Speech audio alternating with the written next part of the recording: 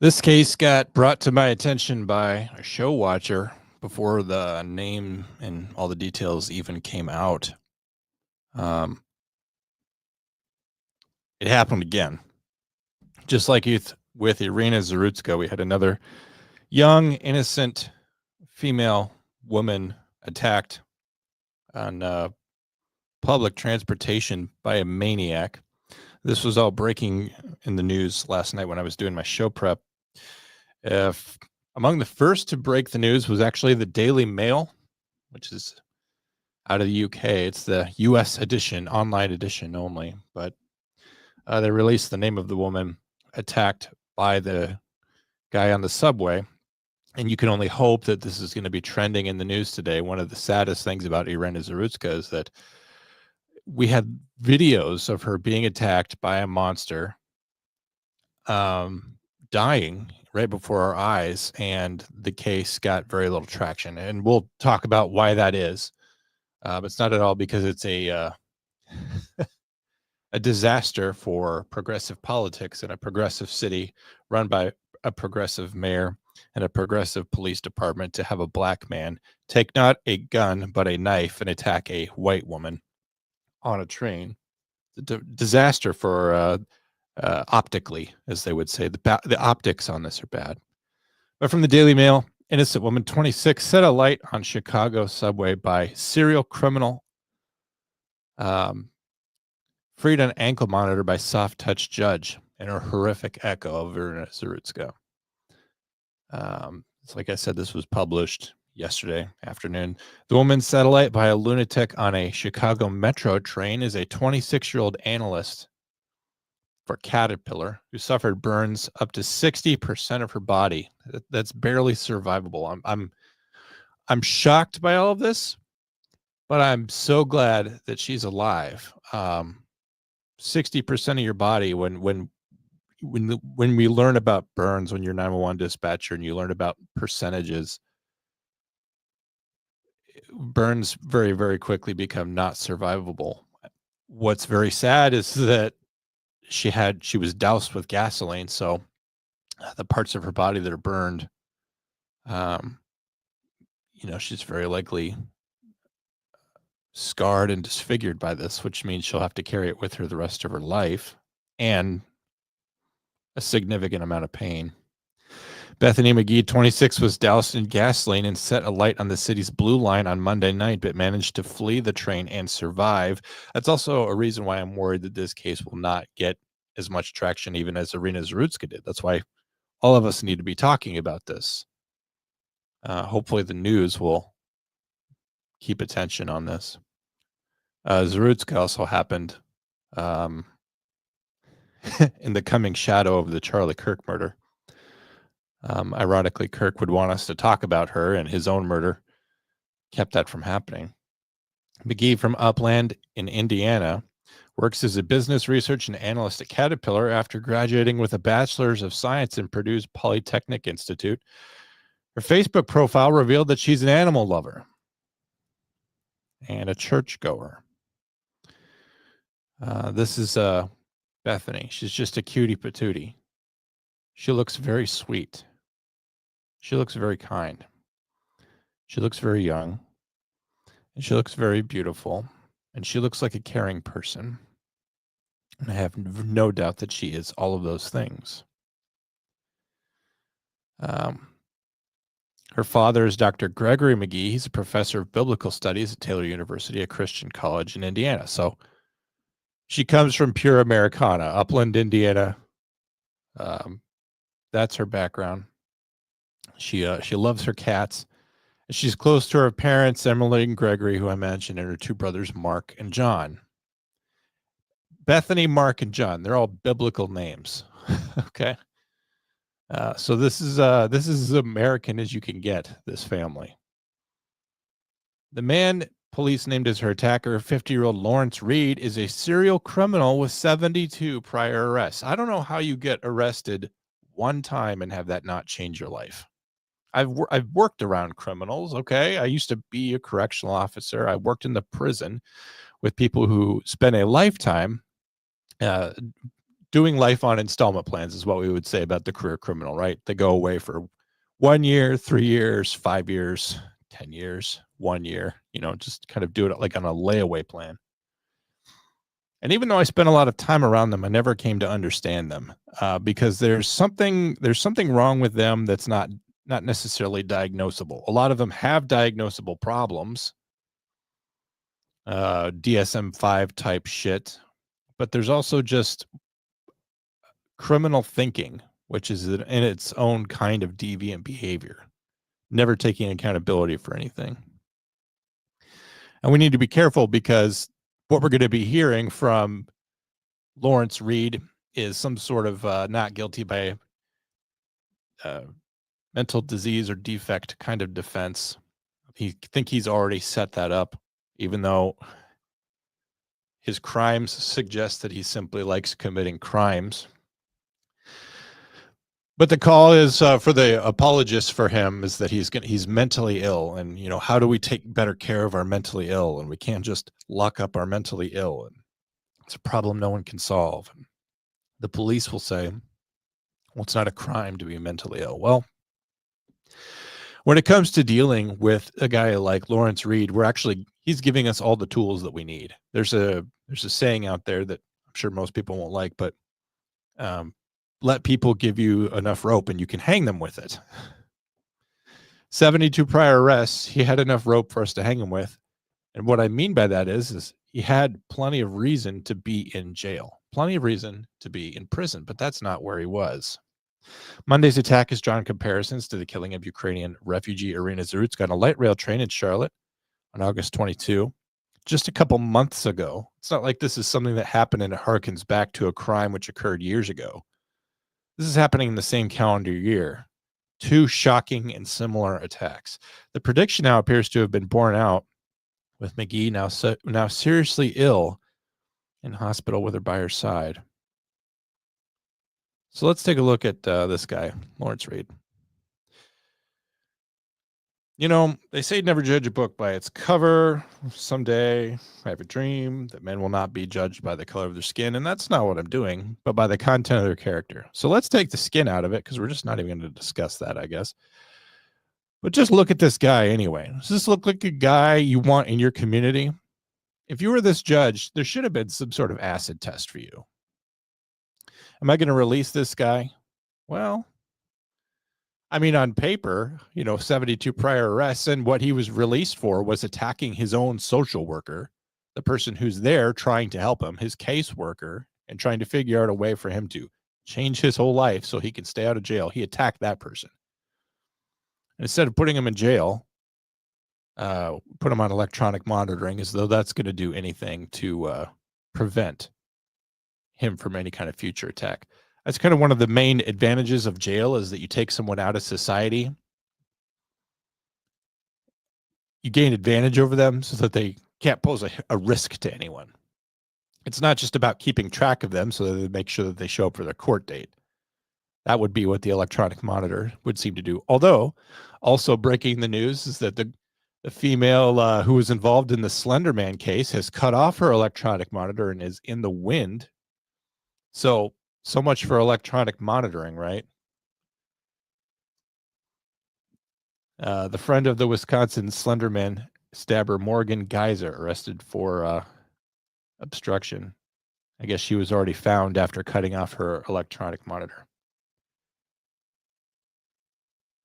And she brags about it. She says, just Google me if you want to know who I am. So I'm glad that she's already back in custody, but she fled her group home. She cut off her electronic monitor, and it was only because the diligence of police were trying to reapprehend her. And I'm guessing that she was also assigned to be at that group home. So what good would that electronic monitor have done if she had attacked somebody else prior to her capture? Would not have done any good. But here's the other thing about him is that, just what does your gut tell you? Do you want him walking down the street? If you were withdrawing cash from an ATM and this guy walks up behind you, how do you feel? There's a reason why your guts and your instincts tell you to feel that way. And it doesn't make you racist when you see this and when you feel this way. It's natural.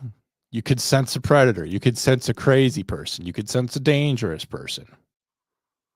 And when I look at this guy, I'm not looking at the color of the skin or the fact that he's missing a tooth. I look into his eyes, and I can see that.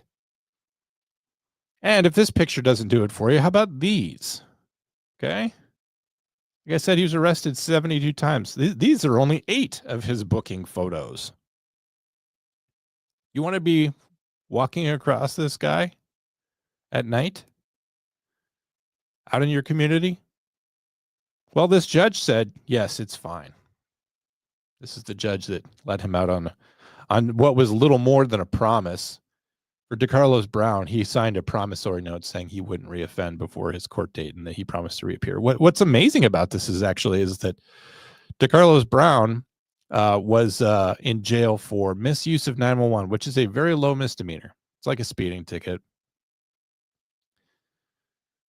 When DeCarlos Brown was set free from jail, as appalling as it was in light of the subsequent attack on Iryna Zarutska, it kind of made sense. I mean, you can't have everyone in jail all the time for everything, and you can't hold someone in jail pre-adjudication and then necessarily take into account every single thing that he's done before. And that's what the judge will tell you this time. Well, but just because he's arrested 72 times doesn't mean I can consider all that. Well, if the judge has the discretion to let him go and not abide by any bond schedule, then the judge should have the discretion of putting him in there. I mean, isn't that the point of having judges?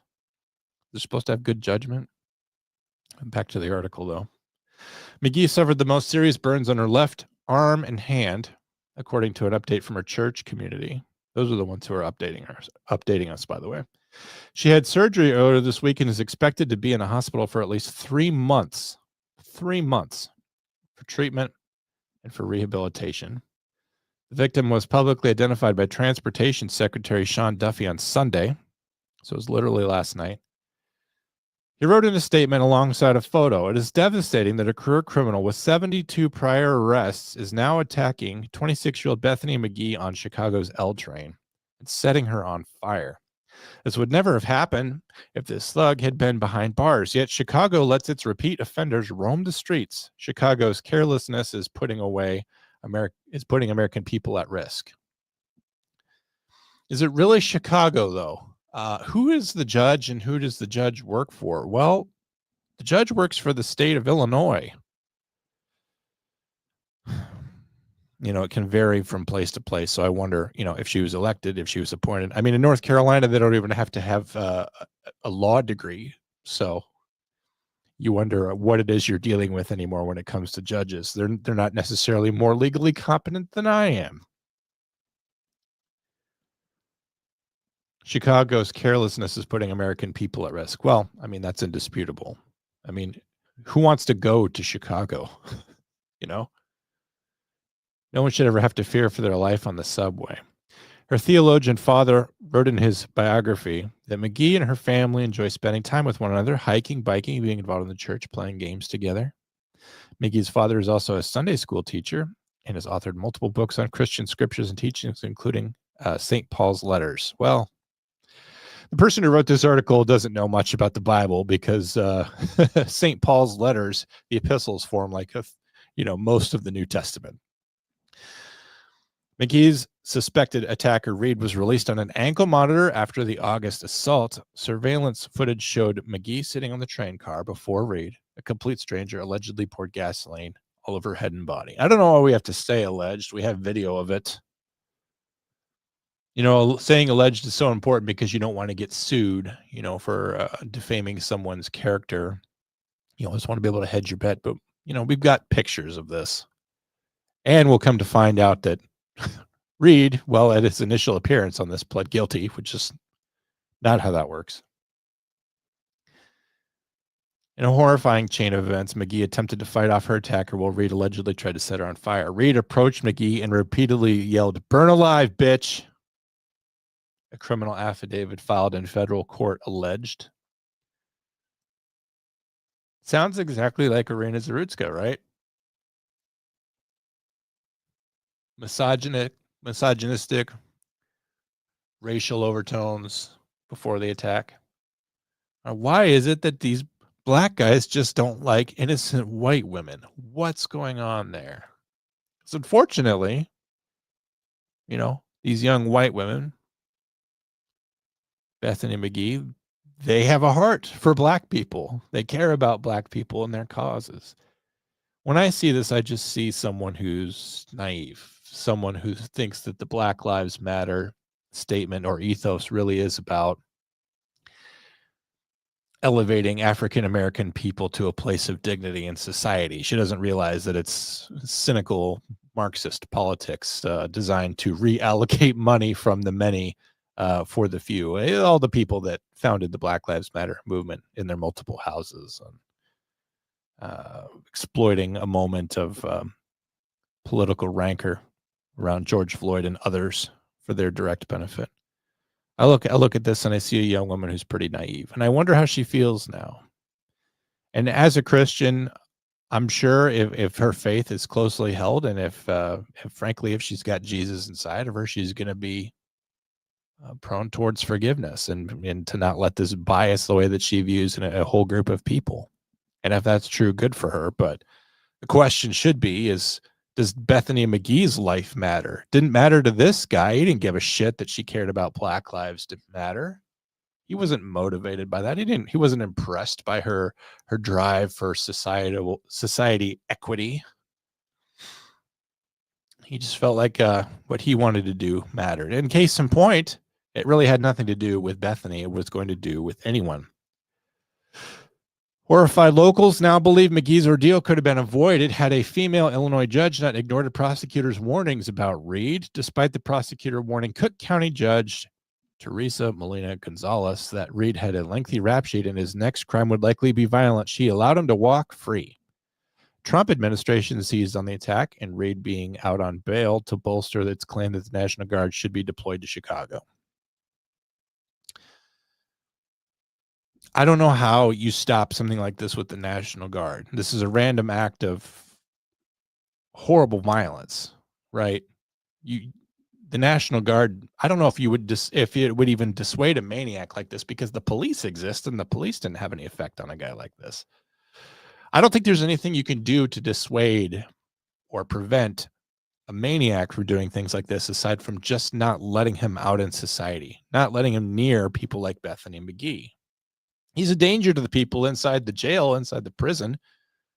I'm someone that worked inside a prison for 6.5 years, and I can tell you that assaults, vicious, continue to happen inside the walls, but at least it's by people and to people who have all punched a ticket to be there. And sometimes that means correctional officers, which doesn't mean that they deserve it, but they're also choosing to go to a dangerous place.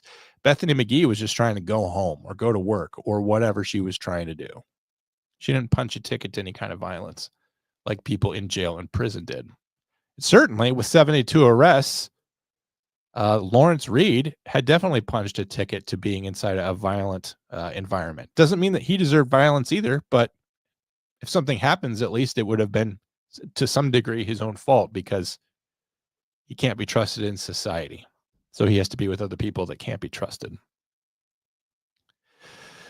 As President Trump has long said, violent crime in Chicago is out of control, White House spokesperson Abigail Jackson told the Daily Mail. Local Democrat leaders like Illinois Governor J.B. Pritzker should spend their time addressing violent crime and welcoming the president's help on the issue instead of succumbing to the Trump derangement syndrome and letting violent crime run rampant. I don't really like trying to capitalize on this moment for the Trump-Pritzker face-off, because now you're using Bethany MaGee as some sort of pawn in some sort of federal state politic bullshit thing. And don't get me wrong, that bullshit, I guess, is important when it comes to having law and order restored in your society, but it completely ignores Bethany as a person. Tragic crime should never have happened. It sadly highlights the dangers of Democrat control. It's true. Both Charlotte and Chicago heavily controlled by left-leaning policies. What's amazing for all the progressives out there that say that democratic socialism and all of their goals, if fulfilled, would produce something close to a utopian society, because capitalistic greed and selfishness and all of these things would be vanquished. And yet they have places where those pesky Republicans really don't get in their way at all. Okay. Detroit, Chicago, Charlotte, they've got these places that have been under progressive control for decades. Why aren't these places, why aren't they havens? Why aren't they little gardens of Eden? Why is that? Well, a place is made up of its people, not just its policies. And unfortunately, the people that will vote blue also are the kinds of people who might let people who have been arrested 72 times back out into society because jail is punitive and jail only causes criminals to get worse. And there's no rehabilitation inside jail and prison. At some point, we have got to get over the idea that rehabilitation is even possible.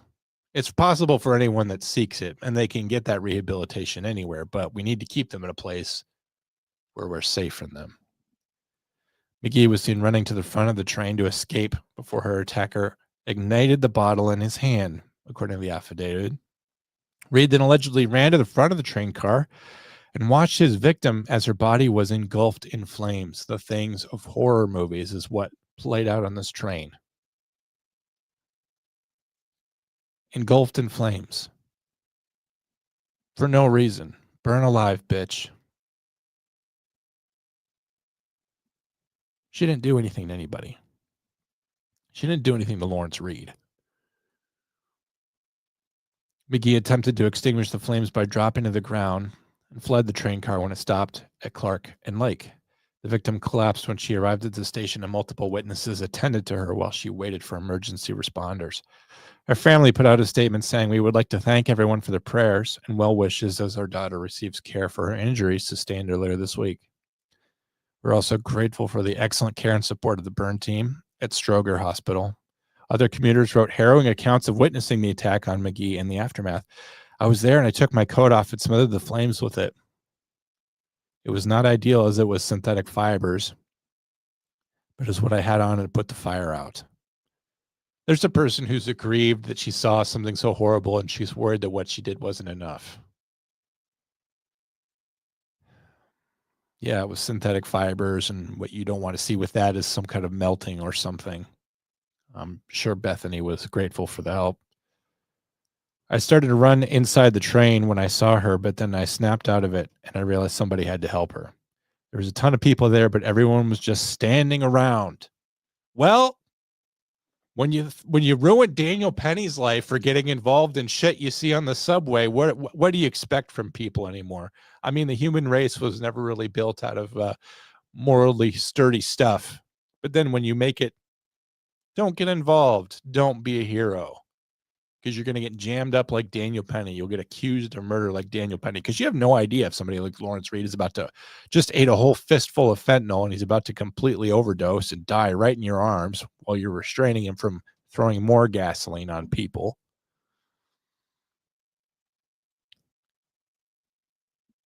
After I got the flames out, I sat with her, and the other women mentioned in other comments sat by her head, talked with her, which was really important.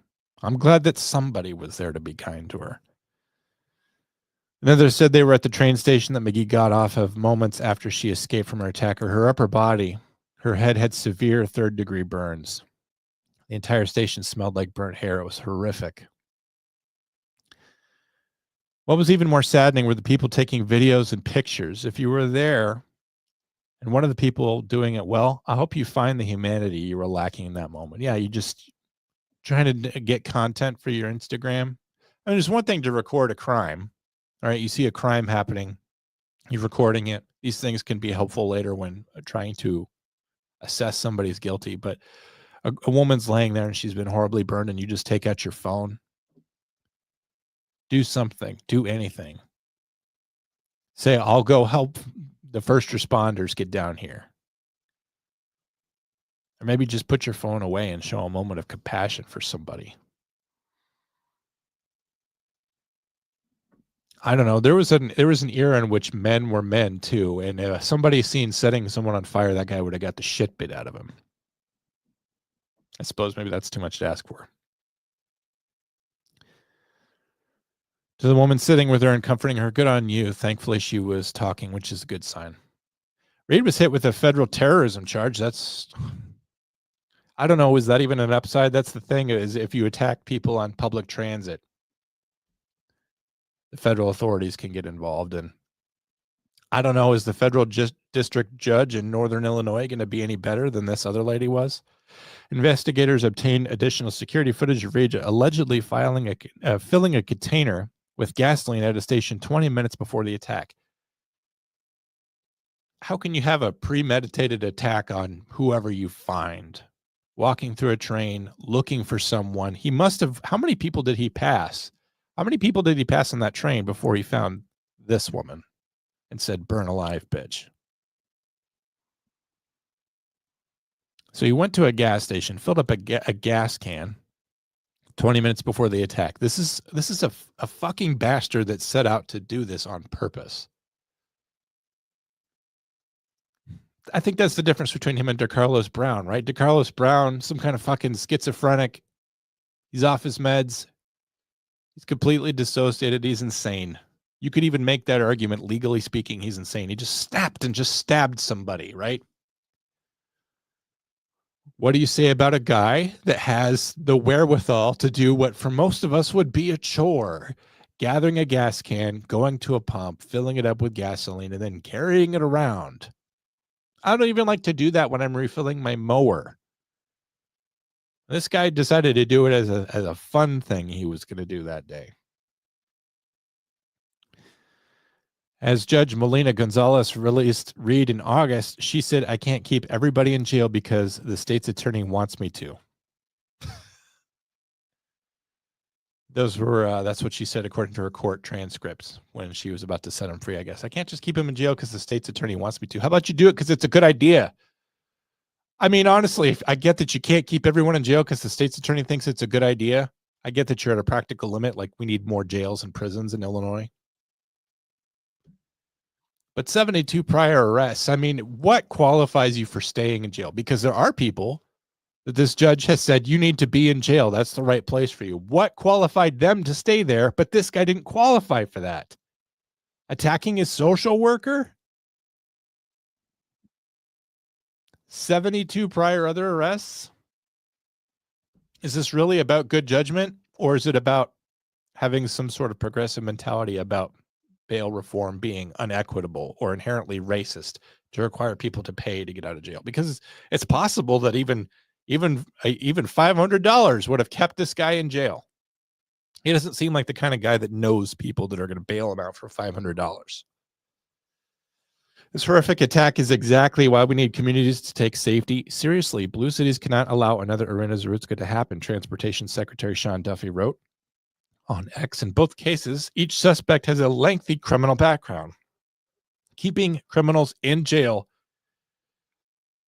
it really is not too much to ask. It's the basis of the entire criminal justice system. Someone that's a danger to themselves, someone who's a danger to society, someone who will set someone on fire needs to be in jail.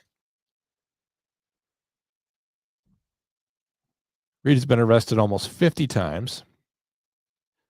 There's multiple felony convictions over the last 3 decades. So he's a felon too. U.S. Attorney Andrew Boutros confirmed on Wednesday that the latest attack Reed is accused of was completely random. We watched the video from different angles of the video, and what we could say is the young woman was on her phone, going through her phone, minding her own business, when Reed approached her and began throwing gasoline on her. I've seen reports that there was an altercation or some kind of disagreement or argument that took place. Those statements are inaccurate or false. Well, who is saying, God, I can only imagine, by the way, who the fuck told investigators that some sort of argument took place. I know exactly what that's based in. Somebody who doesn't like the fact that another black guy is attacking another white woman on a train car or anywhere. The place really doesn't matter. But somebody's going to try to get ahead of that and try to influence the narrative to say that somehow Bethany provoked this or that there was some sort of escalation, which, by the way, wouldn't actually serve Lawrence Reed at all. I mean, his best hope is an insanity defense.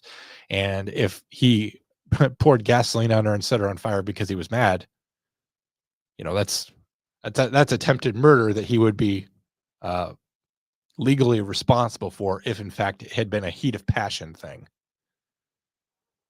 The fact that he randomly just walked up to somebody and doused him in gasoline and said, "Burn alive, bitch," is actually helpful to him because he can just claim that he was insane.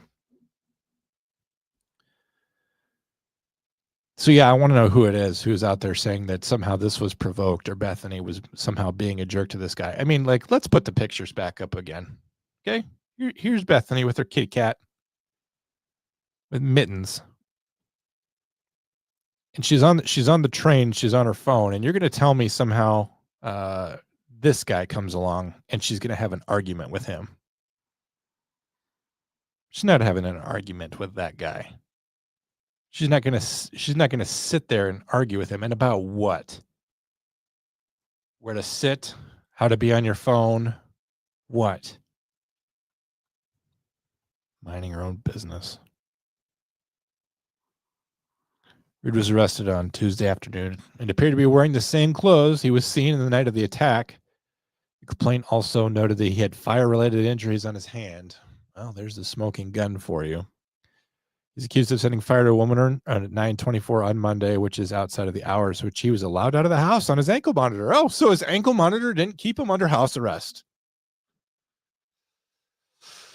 In September, records show that Judge Ralph Messick increased the hours he was allowed to be out of the home, but Mondays were not included on that list.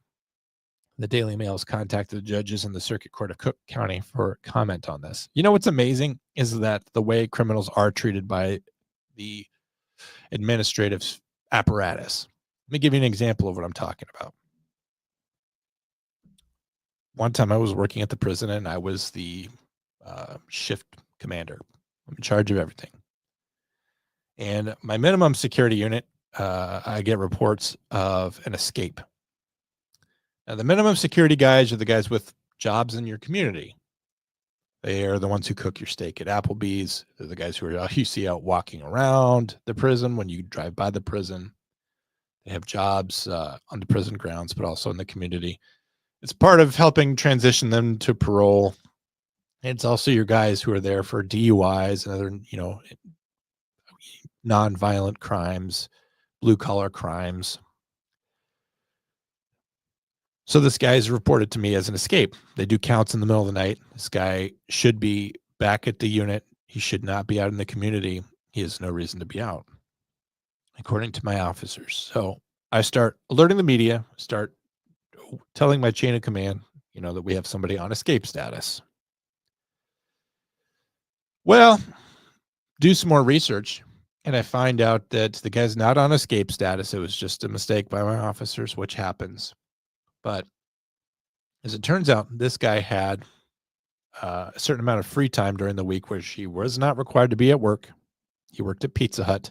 He was not required to be at work. He was not required to be on the unit. So he had just a certain amount of free time. Why was that time that he was allowed to be free 3 a.m.? Could someone explain to me why this guy, who is a felon, who should be under supervision of some kind, even if it's minimum security supervision, this guy has a certain amount of free time built into his day. I understand that. It's so that you can take care of things like seeing your family, so that you can apply for more jobs, so you can pay your bills, so you can do all the things that all of us do with your free time. But why was that time 3 o'clock in the fucking morning? All this to say the administrative state, when it comes to dealing with criminals, has no idea what they're doing a lot of the time, because nothing good happens after midnight. Nothing good happens at 3 a.m. And giving a guy like Lawrence Reed more time to be out of the house and do whatever he wants to do. If this guy's under house arrest, it should be 24/7. He shouldn't be allowed to leave his house or wherever he lives. Let's make sure this guy has more free time. But the house arrest isn't going to do anything anyway. Who are we kidding? So I guess I pray for Bethany. I pray that it has some sort of effect on our culture, our society, and the state of being in Chicago. I know that it won't. Unfortunately, the news cycle, such as it is, washes things out, moves on very quickly. And we'll never get any kind of meaningful reform when it comes to bail, because People look at this situation and they look at this and they don't feel bad for Bethany. They feel bad for this guy that the system has let down so many times. He was arrested 72 times and we were never able to help him. He was mentally ill. We were never able to give him the help that he needed. We just wanted to lock him up. We just wanted to put an ankle monitor on him. What good does that do?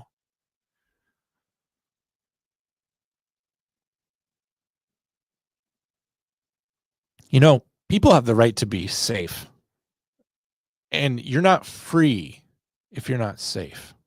If you have to feel trepidation about getting on your local public transit service or walking down the street, and you're looking over your shoulder looking for guys like Lawrence Reed, in what sense are you free? If you're living in a state of abject terror and fear and panic and worry and anxiety because this is your community, guys like this, how are you free? You have the right to be free from that anxiety. You have a right to feel safe. It's a God-given right to feel safe and to be safe. That's the whole point of paying taxes and having a social contract, and the police and a criminal justice system and jails and prisons is so that we can have a free and safe society. And our taxpayers are getting ripped off. And Bethany MaGee is getting ripped off. And other people in Chicago are getting ripped off. But watch as the narrative changes, especially in Chicago. It'll be all about this guy and how the system let him down and the system didn't do enough to save Lawrence Reed. One can only hope that he goes to prison for a long time. Here's what some other people are saying. This is from Newsweek. So ATF Special Agent in Charge Chris Amon said at a press conference, Lawrence Reed had no business being on the street given his violent criminal history and his pending criminal cases. Reed had plenty of second chances by the criminal justice system. And as a result, you have an innocent victim in the hospital fighting for her life. Because of the swift action of the Chicago Police Department, the ATF, and our law enforcement partners, there will be no more chances for Mr. Reed. I don't mean to laugh at that, but the police can only do so much. The police could apprehended this guy 72 times. The police are cleaning up the mess. Say what you will about the Chicago Police Department. They did arrest him 72 times. I can't imagine how many other times he was doing arrestable things and was not arrested because of officer discretion, because he didn't get caught. Chicago Chief of Detectives Antoinette Ursitti said last week, this level of violence is extremely rare. It's extremely rare. Isn't once just enough, though? Don't try to manage this. Don't try to put spin control on this by saying it's extremely rare. We intend to bring the offender into custody as quickly as possible. Yeah, it's extremely rare. We all know that the chances of any one of us going out there and being doused with gasoline and set on fire is statistically insignificant. It's negligible. It's probably not going to happen. But there are millions of people in Chicago, and when you start nailing it down to 0.001%, and there's that many people, and you start doing the math of very big numbers, now it's going to happen every day. This was a senseless act of violence. This is according to the Mayor Brandon Johnson. We will use every resource necessary to find the individual responsible.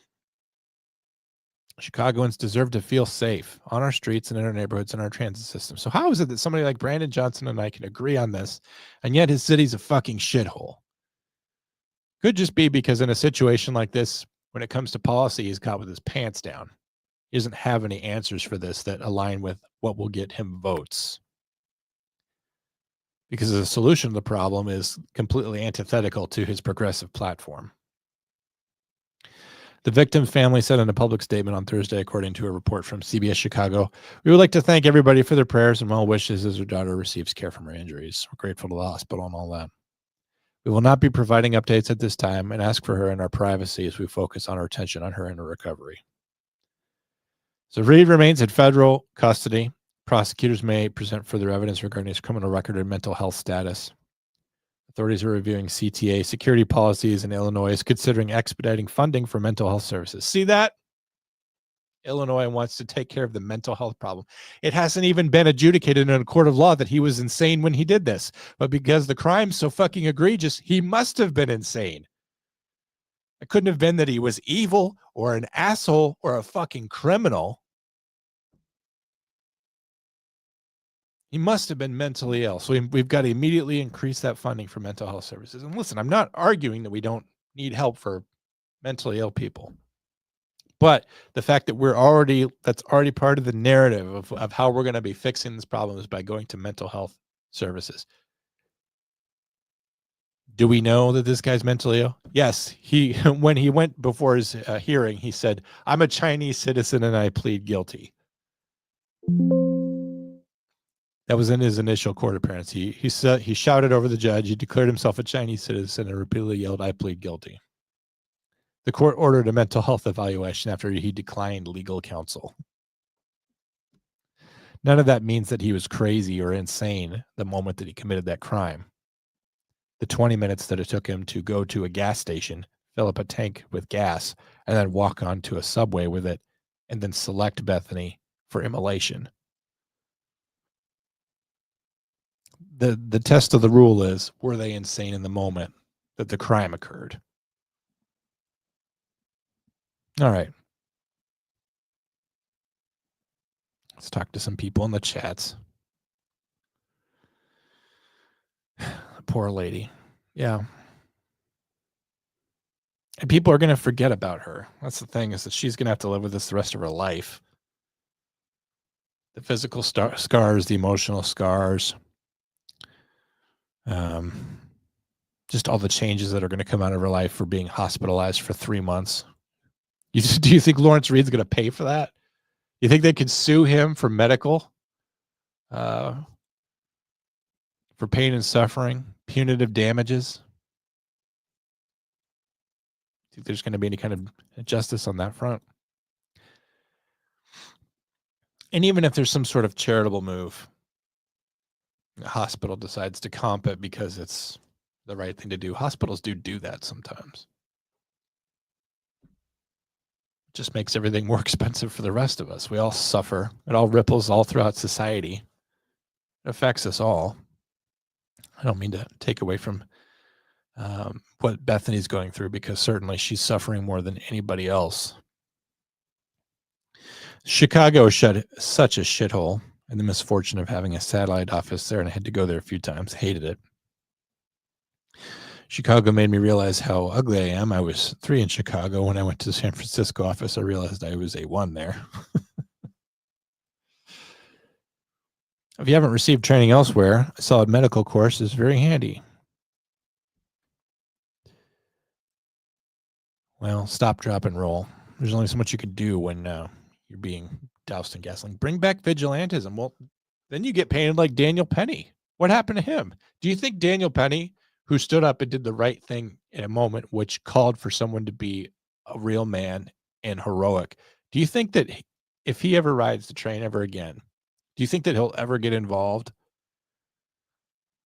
We put him through the ringer for that, for doing what was obviously the right thing to do, because it served the right people's politics, because making a spectacle out of it was something that politicians could turn in the right political climate, in the right moment, they could use it for gasoline in their tank. You think somebody like Daniel Penny is ever going to do the right thing if he's ever in that position ever again? Or will he turn the other way and say, it's not worth what's going to happen to me for doing the right thing? We punish people for doing the right thing. Place blame on the police and even the DAs. Yeah, probably. The common person's going to blame the police. They're going to blame the DAs.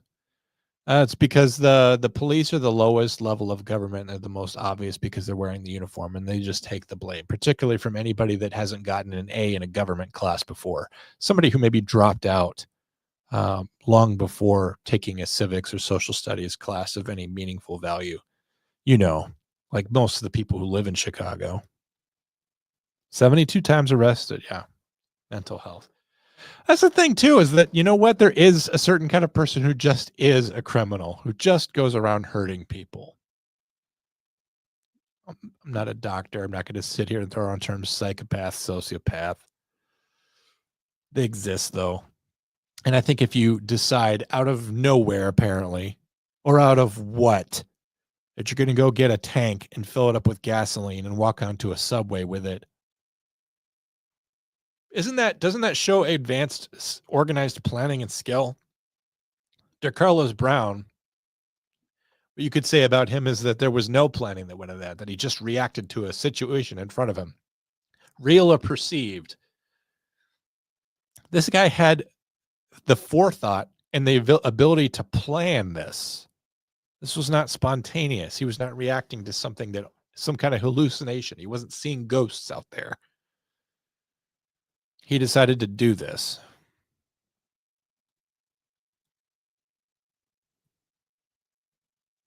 And I would hate to think that it's because he wanted to be in jail or something, be in prison. Shocks the conscience, really bothersome, but you don't have to be upset all day about this situation, eerily similar to Iryna Zarutska. We can do other things. We should do other things. It's not my job to just get you all riled up and then set you loose on a society feeling filled with horrible animosity and feelings towards your fellow man and hopelessness for the future. So I'm going to try to cheer you up with some beams. Naps are the ultimate in high risk, high reward. You might awaken in 20 minutes rejuvenated, ready to take on the world, or awaken 2 hours disoriented, groggy, and unable to function in society. Gamble accordingly. What's the maximum amount of time before you're napping and then you've just gone back to bed? I think it's at an hour. I think if you take a 2-hour nap, what you actually have, the reason why you wake up groggy and disoriented is because you've actually had an aborted attempt to go back to sleep for the night.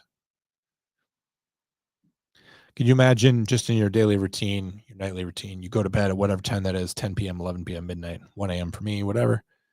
And then you go to bed and then you wake up, in a couple hours and then you try to go about a whole other day. Of course you're going to be groggy and disoriented. You had an aborted night of sleep. You fallen asleep? Yes. Now shut up. You are driving.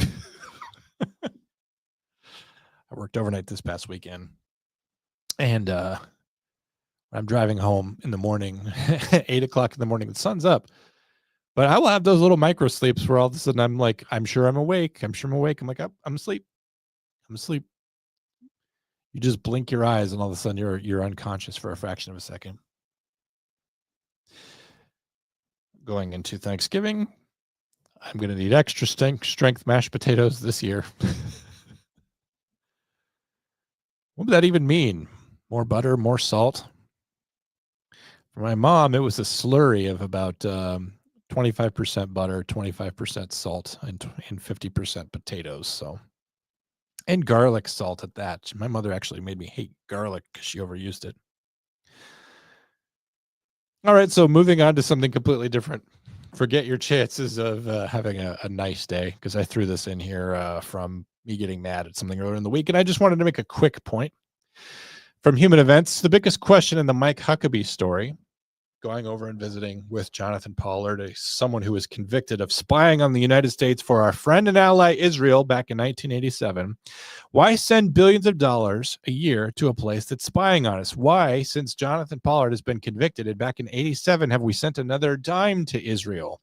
If Mossad is sending agents to the United States to spy on us, why do we send them money? We don't send money to the Soviet Union or Russia or China for spying on us today. Here's what Human Events Daily has the takeaway, though. Yes, we don't want a Muslim Jerusalem, but why do we let this happen? We don't want a Muslim Jerusalem. Broadly speaking, that's true. We don't want a Muslim Jerusalem, but I don't want a Muslim anything. I mean, that's a culture and a society and a religion which condones rape, one of the worst crimes in Western society. So it's incompatible with our culture. But do we want a Muslim Jerusalem? Well, okay. So here's where the Christian and the historian come in to talk about this. We don't want a Muslim Jerusalem. Why do we let this happen? Well, whenever you talk about Jerusalem, and whenever you talk about the Muslims and the Jews, you get this weird conversation where you're talking about 6,000 years of history and you're talking about some sort of biblical blood feud and You're talking about the Israelites as God's chosen people in his land, promised to them by God after, fleeing slavery in Egypt, the promised land. Okay. But why look back 6,000 years when you can look back 160 years? The population in 1865 of Jerusalem was something between 20,000 and 25,000 people. That's not a very big place. Just for comparison, a U.S. city with a population of 20,000 people would be something like Brookings, South Dakota, Aurora, Indiana, not Aurora, Illinois, Branson, Missouri. Jerusalem was only as big as Branson, Missouri, Clemson, South Carolina, Oxford, Mississippi, Forest Park, Ohio. So during the time of the American Civil War, Jerusalem was not important because it was the size of a small American city.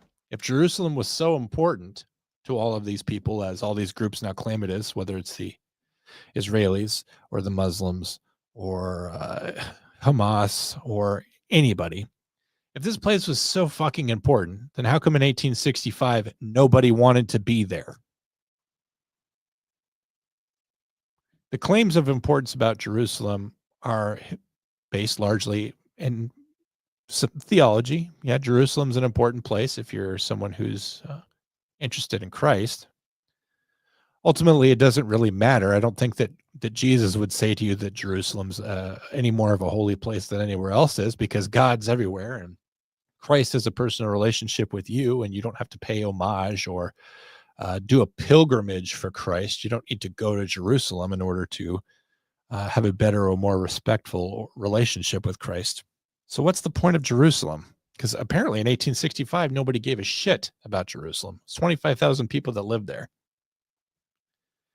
Well, the reason why people care about Jerusalem now, the pretense is that they care because of the historical and religious significance of Jerusalem. The truth is that they care because since 1947, the United Nations and the United States has been pumping billions of dollars into Jerusalem, into Israel, and to make it into a place where anyone wanted to be, a place that someone could covet. Because it was a shithole town with nobody in it in 1865. And you know what? If it goes back to being a shithole town with 25,000 people in it, it won't change anything in terms of its religious significance. It's not going to ever stop being the place where Jesus and other important figures lived and walked. So we don't want a Muslim Jerusalem, and we're sending billions of dollars there, but that's the reason why the Muslims want to be there, I'm sure, because they sure as hell didn't give a fuck about being there in 1865. Nobody did. Nobody lived there. Nobody cared. So don't be fooled into thinking this is about religious significance. It's about money. And it's about the fact that the establishment of the Israeli state did agitate the Arabs. And you can argue about whether or not that was okay or not okay.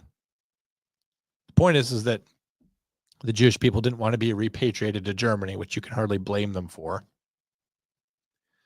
You can blame them for a lot, but you can't blame them for not wanting to go back to Germany and Austria and other lands occupied by the Nazis. But rest assured that the only reason why we care about Jerusalem at all is because it's modern day investment from the West. As I said, in 1865, when there was no investment, when there was no foreign entanglement from the United States government, nobody gave a shit about it. Sorry, I can't go out tonight. I am sitting down.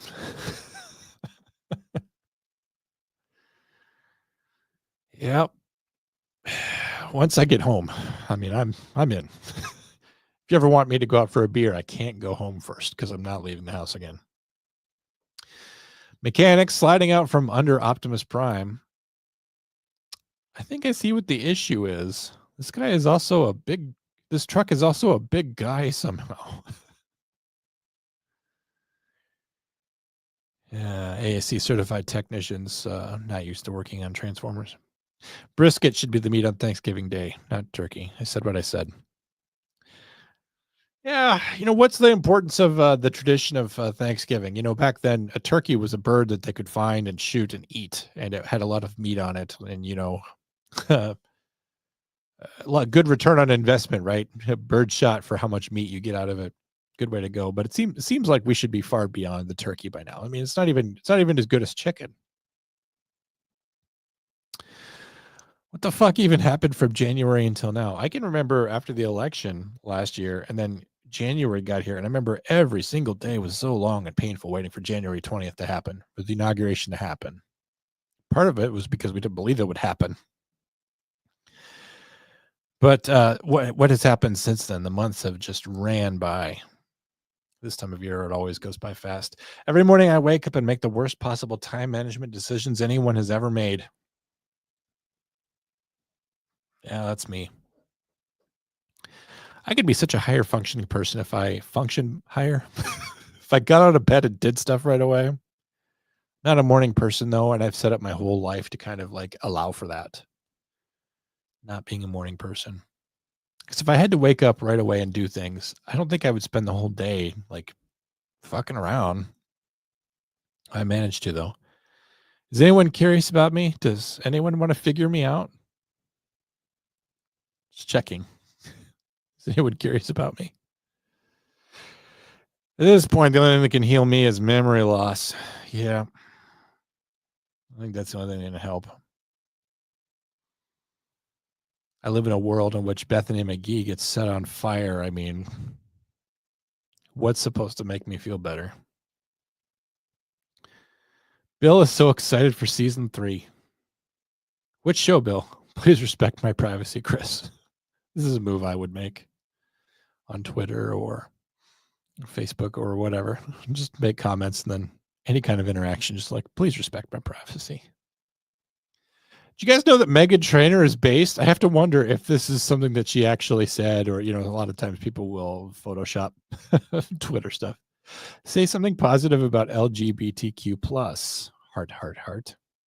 From Lady Gaga. And Meghan Trainor says HIV tests. After catching my family up on government conspiracies during Thanksgiving dinner, did you want to leave a tip? Pretty lucky. My family that I see is usually pretty conservative, but I always pick imaginary fights in my brain. If I was forced to spend time with any of those family members who don't agree with me. Again, I am not that high functioning to take a break. Tiredness can kill. 5 minutes in doing anything at all. You guys remember when we were kids and cars were actually colors? Like, remember you would play a punch buggy or whatever, and you'd be driving along orange punch buggy or, whatever. A blue Toyota Tercel, a green AMC Gremlin. Now all cars are silver or white or black or gray or pewter, and they're all the exact same fucking shape, a compact SUV. It makes it actually very hard as a 911 dispatcher because you'll take a traffic complaint or the description of a suspect vehicle or something, any kind of time you're dealing with what a car looks like. You know what I always get? A dark colored SUV. I don't even get a color because, of course, white and gray, they all just kind of look dark at night, and black looks dark. And everything's an SUV. So I'm telling people to be on the lookout for a dark SUV, which describes every single fucking vehicle on the road. Not helpful. The police, of course, have the restraint to just say, like, that doesn't help me at all. I know it doesn't help. Society used to be a much better place. This is case in point. Just the fact that we used to have cream-colored cars, yellow cars, red cars, orange cars. Now you can only get an orange car if you're like some sort of enthusiast, a Jeep enthusiast, a Corvette enthusiast, a Mustang enthusiast. Dracula had it right. Sleep all day, live alone in a castle, and explode into 1,000 bats to get out of social situations.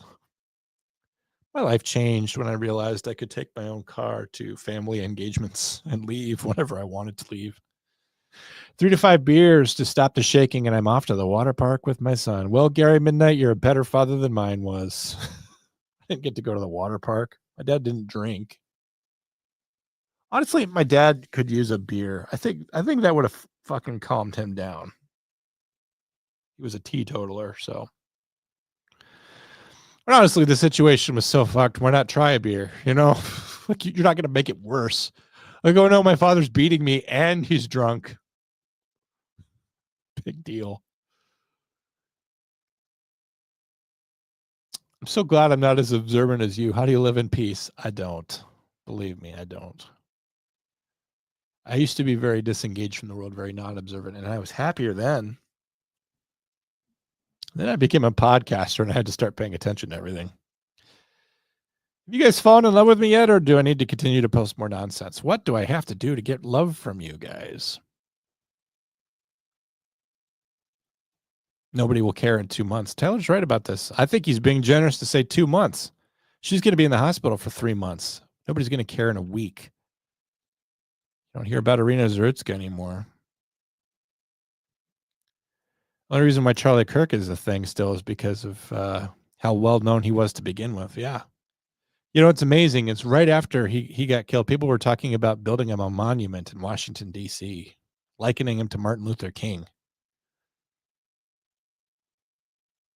Thing is he, you know, I'm not sure he was as big as Martin Luther King, but I'm not saying he deserves a boulevard named after him in every major city in America, but could have something. But the TikTok generation's already moved on. Was he brought up not knowing that was a bad thing to do?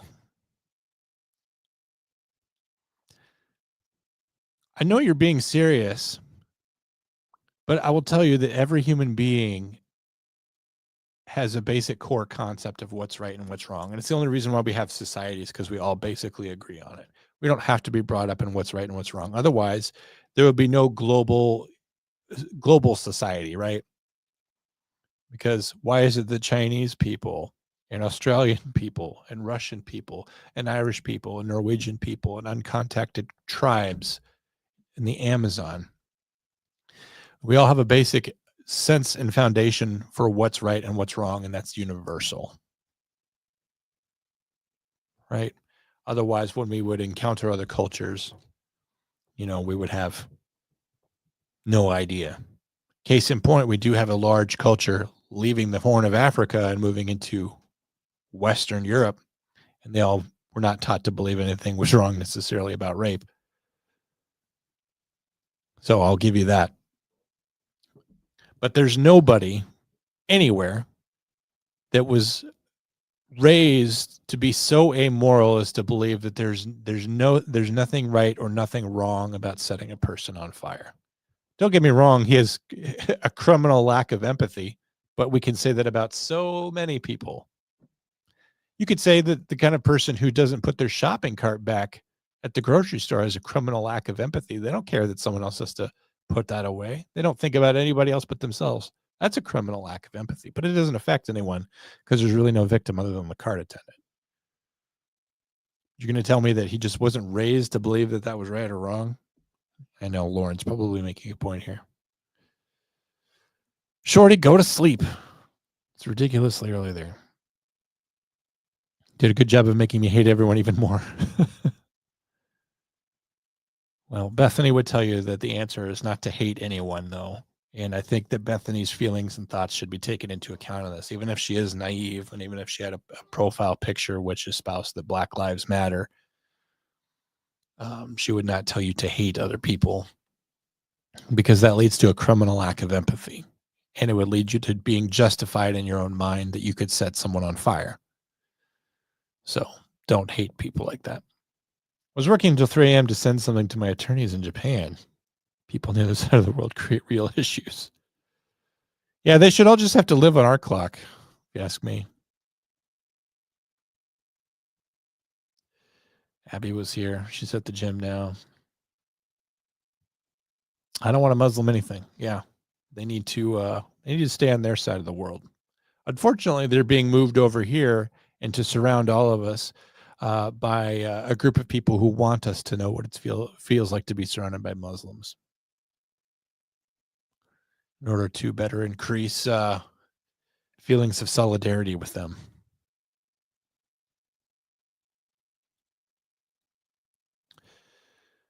This meme about sitting and being at home, thank you, first of all, for directly referring to the meme, reminds me of my doctors telling me to move more. Doc, I am constantly moving for 8 hours. I just want to be still. Yeah. Did Megan Trainor really say that, though? Carrie Fisher said after her electroshock therapy, she forgot all the memories of making Star Wars and she had never been happier. Well, if you look at Carrie during that time, she also had a very long pinky fingernail and she was probably doing a lot of crack. So a lot of different colored houses too. Yeah. I bought my car purely on curb appeal, dark blue with a white roof. I don't advertise this though. You don't advise it. Why? Because now your vehicle completely sticks out? Maybe it comes down to the idea groups of people can never function around so many people. Many tribes are the way to go. Baby tribes are the way to go. Kind of. I think it's possible too that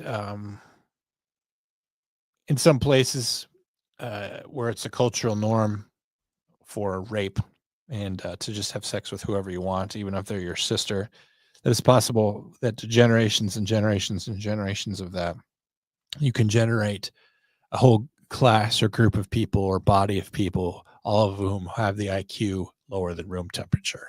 And then when you spread them all over the country, and then when you give them drugs and whatever else, you get what you get.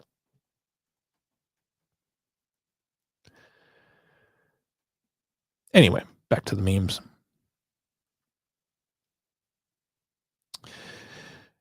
Oh, Dad, have a beer. Relax. Women said, women be shopping. And my boyfriend replied, Lyndon B. Johnson. Well, boy, Lyndon B. Johnson. Boy, that guy sure did profit from the death of JFK, didn't he? No one ever really looks at him or talks about him. I was watching a very interesting Dr. G Explains video reacting to Lyndon Johnson giving his first address to the nation after JFK was assassinated and how often he seems to be smirking. It was very interesting. He's a body language expert. Ever since I learned about the concept of networking, I knew I was going to have to do everything alone and do it the hard way. Same here. I remember when I was young and naive, and I thought that I would have to just work to succeed. I didn't realize that the whole point of going to college was just to make friends with people who were just going to do shit for me automatically because I knew them. I viewed those people very cynically and with resentment. And obviously that kept me from being friends with them and never being able to network with them. Correct me if I'm wrong. Sir will correct you even if you are right. That is the internet for you. Dads really did something special when they invented falling asleep on the couch and then waking up disoriented before going to bed. Yeah, I love that. There's nothing I love more than falling asleep in front of the TV. I love football, but like when I put on a college football game and then I just sit there and I get so relaxed that my heartbeat drops low enough that I can fall asleep, it's a deliciously good feeling. Deliciously tired. Stop being pregnant around my cigarettes. I'm trying to smoke here. You made your decision. You made your decision 7 months ago. I just want to have a cigarette. Ah, yes, black woman famously known for being too quiet about their complaints. Michelle Obama said, as a black woman, we don't articulate our pain. Anybody actually believe that? Yeah, go down to the gas station and tell me whether or not anyone's actually articulating their pain. Want to end on a high note. Matthew McConaughey, an actor that I like. I don't know necessarily about his politics, but he delivered 4,500 free turkeys on his birthday. Very nice of Matthew McConaughey to do. You say, look at all these rich, wealthy elites. They never do anything for anyone. Well, a turkey is something that can make a difference to a person on Thanksgiving, and it's not a form of enablement or welfare or entitlement. It's just a nice thing. Knocks on the door. You all have a Thanksgiving turkey? No, I don't. Be a lot cooler if you did. Very nice. And finally, can I send milk to Australia? Yes, you can absolutely send milk to Australia. A lot of people think you shouldn't because dairy is considered dairy. And if it goes tits up, it can be a biohazard, but that is a risk that Australia is or should be willing to take. They have their own milk from their own cows, and if what you are sending is raw, then there really is no danger. Why fresh milk can be sent? Biosecurity risk. If you have to be a pussy to get sick from milk, so unless you don't deserve to die anyway, milk presents no danger to you. If it's fresh enough, it'll survive the trip. Throw in some dry ice just to make sure. Dry ice is really cold and it's made of nitrogen. Thank you, AI. Very helpful. That's the last meme for the day. What do you guys think? Should I continue to go in sort of these serious directions? Opening hardcore with angst and rage about things that are happening to Bethany MaGee and the next Bethany MaGee, whoever that is. Some woman out there waiting, living her life right now. Somehow has a rendezvous with destiny to be attacked on a train by a crazy person and then talked about for a couple weeks and then to be forgotten and bearing the pain forever. Or do you just want me to just do the memes? I don't know. Seems like I get a little bit more traction and potential growth for the channel when I tend to go in those directions, but did I ever really set out to do a thing here? I'm kind of at a tipping point. Should I try hard to go in a direction of success, or should I just do something that makes me happy? Those two things are never the same thing, by the way. I only get to do one or two things. Can't remember what country it was, but did you hear about that girl that was raped and the punishment was the victim's brother could rape the rapist's sister? This was a few years ago. Doesn't sound like something that happened here. I don't know how a court can allow rape of other parties. You need to name what country that was because I have a real hard time believing that happened. I like serious discussions. It helps me process information, especially stuff out of the news. Your discussion about the moon landing talk told me several things, maybe. Not in America. Well, I knew that. Shorty, go to sleep. I don't know. It's hard because with the serious conversations, you really have to bring your A game and you have to know what you're talking about. And you have to be well researched and you can't sustain it just based off pure rage. And I already do a lot of podcasting, so it's do I have room to? I remember when I used to do the true crime podcast with Kendra, I would seriously be doing hours and hours and hours of research on that to sound halfway intelligent when I would do that. And it was terribly time consuming. And I would find ways to do it, so that I was researching things, listening to things while I was commuting, driving or whatever, but it kind of stole my peace because that's the time when I spend listening to music or listening to things that I'm interested in, not just consuming things so that I can process it and give it out to other people. So I have to decide whether or not I'm going to attempt to be a real podcaster or not. 3 years in, I will now make that decision.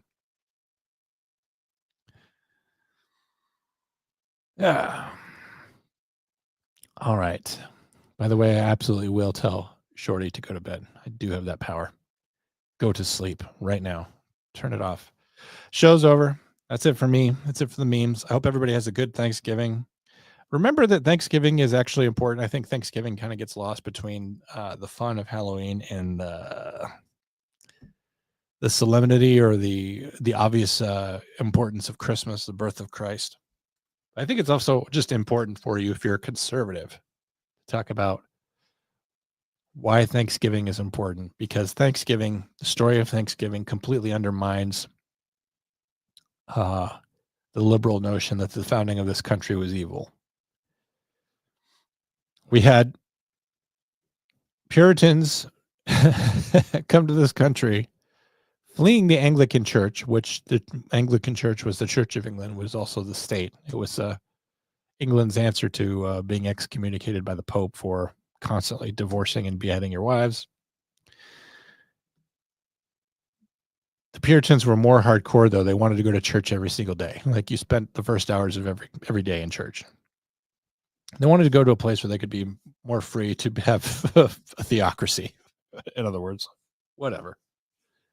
They came here and they showed tremendous independence from their government, tremendous fortitude, tremendous enterprise to cross over someplace where they had no safety net, no welfare, no assurances, no insurance, no job waiting for them, no networked connections, no benefits, no social safety net. All they had was their own hard work. And when that hard work was overcome by nature, harsh winters, unproductive crops, starving times, it showed that the people who came to this country were able to make peace with the indigenous people here and make friendships with them despite differences, and that they would help us survive.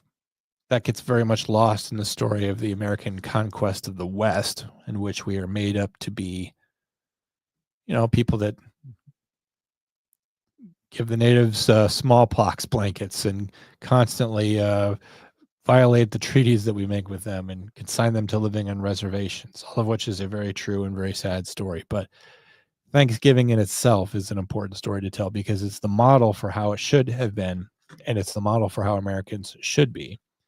And the final takeaway from Thanksgiving is that you should be thankful, and not just in a very general sense. Like, I'm so glad for the stuff I have. I'm so glad I have a car and a job and a family and food in the fridge. But you need to be thankful to God for providing you with sustenance of life and bounty of life. And God wants you to be happy, and he wants you to be well cared for, and he wants your life to be a good thing, and he wants you to enjoy life. And so it's not gluttonous or self-indulgent to indulge on Thanksgiving as long as you do it with the right state of mind. If you just take a day off of work and just stuff your face full of turkey and watch football absentmindedly, then it's just gluttony, and it's the wrong thing to do, and it's the wrong mindset to have. And there's nothing inherently good about having a Thanksgiving day if that's your mindset, that if you're completely devoid of thankfulness, or if you're consumed of petty bickering with your family, or if you're consumed by what great deals can I get on Amazon tonight, and how early can I be in line at the mall tomorrow. If you're consumed by commercialism, consumerism for the sake of those things, then your mind's in the wrong place. And your life is a brief and temporary thing, and it's only going to be what you make out of it. And the things that you think are what controls and consumes and defines your life. What you think is what you are and what you will be. And are you a thankful, grateful, well-oriented person? Or are you a selfish, thoughtless, consumeristic, fat, lazy person? I think those are really your two choices. And it doesn't mean that if you go into Thanksgiving without thankfulness or thoughtfulness, it doesn't mean that having a day off from work will necessarily define you as a bad person. But this is a chance for you to engage meaningfully in something that is important in your life. And if you want to talk about the power of gratitude, gratitude will make you a happier person. Recognizing what you have in your life, even if you cannot concede that it was given to you ultimately by God, will make you a happier person. Taking stock and taking account, counting your blessings will make you a happier person. Case in point, liberal progressives with an entitlement mentality who think they have something coming to them, with grievances and victimhood, and a bone to pick with Donald Trump every single day about something, are some of the most unhappy people you will ever meet. And there is not a shred of gratitude in them. So if you want to live a different life, if you want to be embracing the ideals of Americanism, they cannot be separated from the ideals of Christianity, which include being thankful and grateful to God for what he has given you. And that is what Thanksgiving is about. And no one ever stops and asks Charlie Brown what Thanksgiving is all about. But Thanksgiving is about something, and it should be remembered and revered and engaged in mindfully. If only because it's just a day of your life, and you should be engaging mindfully with every day. But take that away. And this Thursday, as your family annoys the shit out of you, and as the Chiefs score a touchdown and other bad things happen, try to remember that God has given you the good things in your life. And even if you feel like things aren't going so good right now, perhaps that's true. And I don't mean to minimize that, but try to gain a bigger perspective. I don't think anyone in my audience was set on fire by a maniac on a train last week. And if you're at the point where you have to define the good things in your life by the bad things that didn't happen to you, I suspect you're not trying hard enough to locate and find and recognize the good things in your life. But if all you can do is the reverse logic of thank God I wasn't set on fire by a maniac last week, at least be thankful for that. All right. Enough preaching, enough sermon. She's not free to make her own decisions. She does what I say. I was at the place of first Thanksgiving. There's a hunk of grass next to a river. Yeah, not much made out of it now. How do you do your free will if you don't have a chance to not listen? Well, she has to do what I say. I love visiting the East Coast. I felt significance of events that started our country. Washington, D.C., not as much. Well, it's sad that D.C. actually has quite a lot of history in it, but the whole place is tainted by modern politics. By the way, it was Pakistan. Yep, that sounds right. Rings true. Pakistan. I would be grateful when my coworker quits keeping track of my sick days. Mind your own business, Deborah. I disagree. I've given myself everything in my life. No one has helped me, and no one has given me anything. I've worked for everything. Wow, you have a horrible attitude. I hope you're joking, but you didn't give yourself anything in life. Every breath you take was a gift from God.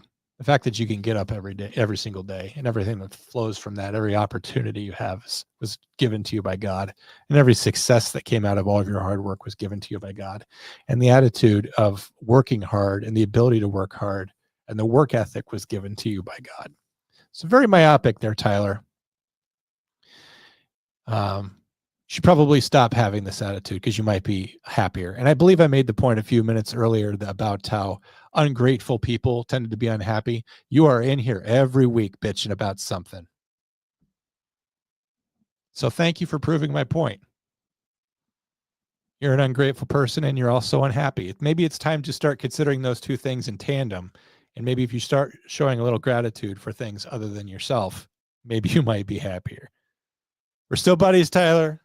Still appreciate you showing up every single week, but you left yourself wide open for that one. Completely proving my point. All right, guys, have a happy Thanksgiving. Enjoy time with your family. Enjoy time away from work. Some of you will be at work. Thank you for going to work on Thanksgiving. We will not have a show on Thursday because it is Thanksgiving. I will catch you back here next week. Everybody have a good one. Take care, everybody. Love all of you. Love you, Tyler. Bye.